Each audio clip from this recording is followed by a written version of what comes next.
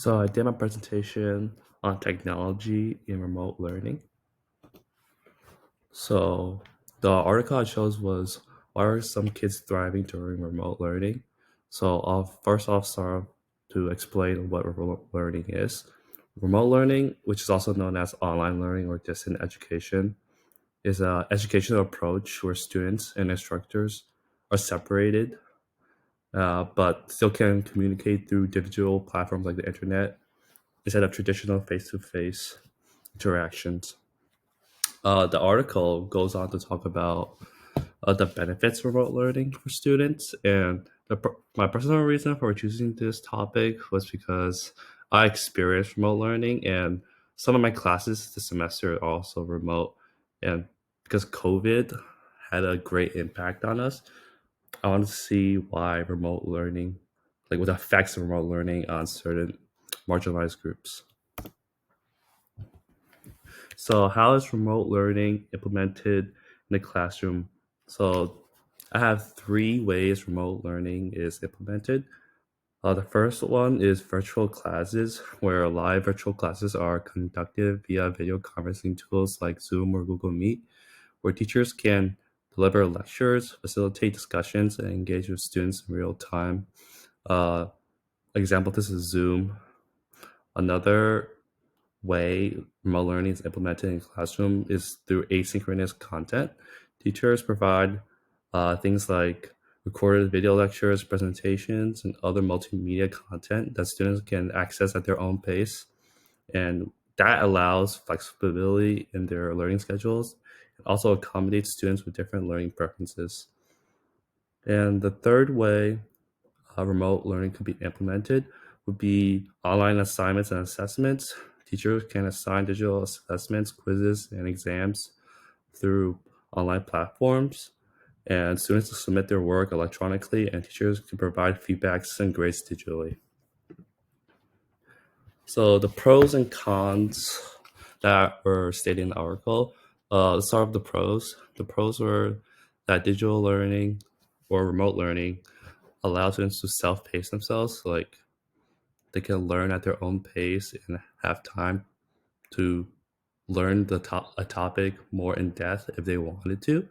And that goes off to the second point where they have freedom to do what they want. So basically, if a student finds a topic, like their understanding of a topic, to be too shallow, they can spend more time on that topic.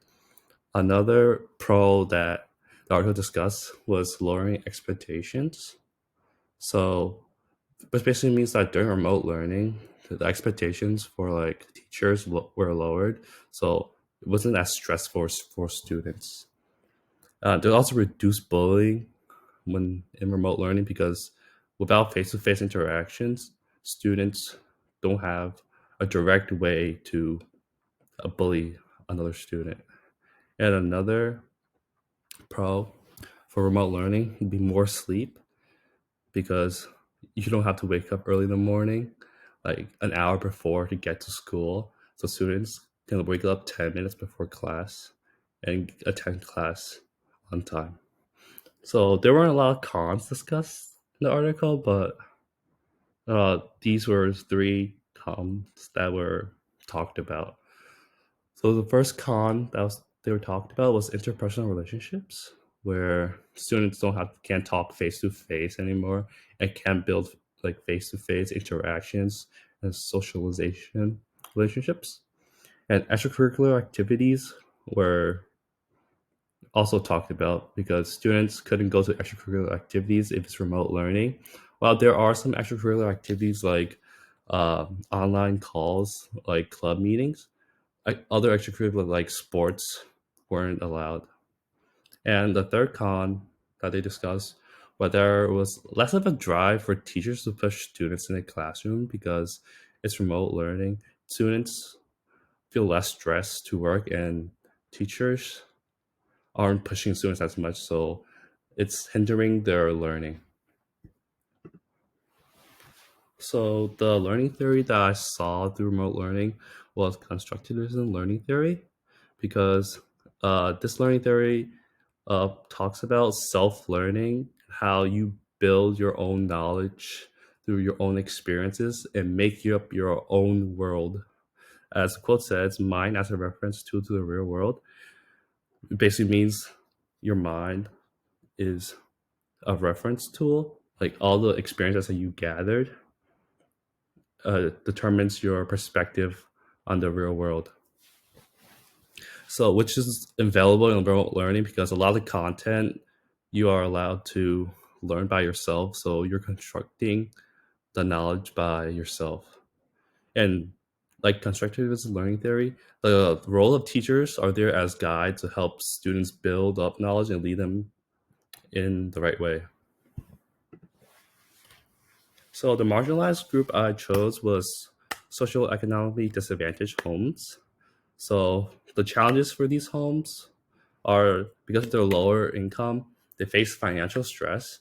So they don't have like the ability to buy as much materials for their children. Which goes on to the second point, lack of resources. So they can't buy textbooks and or they can't like access technology. So they can't join remote classes and access remote content for the students. And also inadequate housing was another point because with a tight home, there'll be a more noisy environment and less of a chance for students to concentrate in the homes. So just there are some more challenges for these families. I'm just gonna list them. So I talked about limited access to technology where students don't have access to technology for lower income families. Also internet connectivity issues where uh, internet sometimes can not connect and have issues because of the setup. Also digital literacy skills is another challenge for these families because a majority of these families don't have enough digital literacy for them to like access and use this technology correctly. And also, I talked about inadequate learning environment where it could be a noisy learning environment or a tight learning environment, so kids can't learn in peace. And financial constraints, I talked about where couldn't buy text, like kids couldn't buy textbooks or paper or study material. So I thought of some possible solutions to these challenges.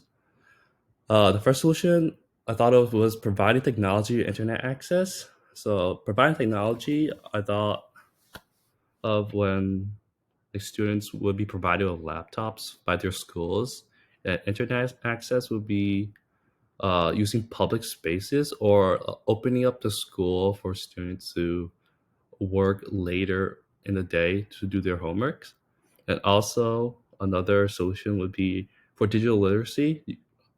Uh, Schools or the government can offer digital literacy courses that could help train students and parents to understand how to correctly use technology.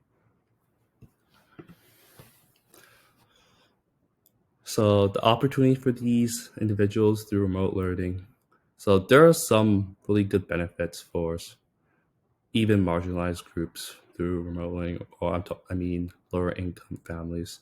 So the ability to learn materials at your own pace is a great advantage because you can spend as much time for students to learn the material fully and understand the material fully, which helps a lot with comprehension. And also reduce bullying is another uh, benefit of remote learning because typically it's lower income families or lower income students that typically get bullied for their social economic status in class. So remote learning helps reduce that. So I had three questions for the viewer. The first question was, what are other challenges that remote learning could bring for lower social economic families? What are other solutions to the challenges remote learning could bring to lower social economic groups? And are there other marginalized groups that have the same challenges from utilizing remote learning as lower social economic families? So I'm going to summarize my presentation and talk about what was important. So there are a lot of pros and cons of remote learning for certain groups. Like through the constructive learning theory, you can see benefits of self-pacing and learning at your own pace and researching materials at your own pace. But there are also a lot of cons, like financial constraints, technological constraints for remote learning. While pros, there are a lot of pros too. It's important to have the student to have access to technology for remote learning. The challenges that remote learning can bring for lower income communities is also something really important that I discuss because not everyone is fortunate enough to be able to access technology. And the solutions that I offered was also something important.